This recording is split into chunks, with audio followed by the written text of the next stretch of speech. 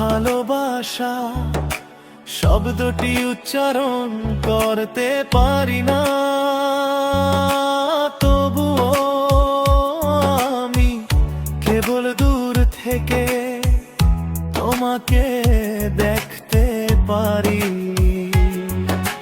দুঃখ পেলেও আমি খুশি, আমি আমার জীবনে প্রথম ব্যক্তি যার হৃদয় ছুঁয়ে যাওয়া ভালোবাসা আছে।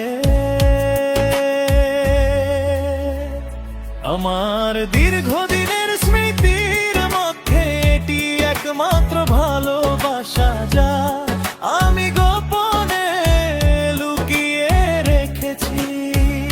তোমার জন্য আমি বেদনাদায়ক অশ্রু ধরে রাখতে পারি।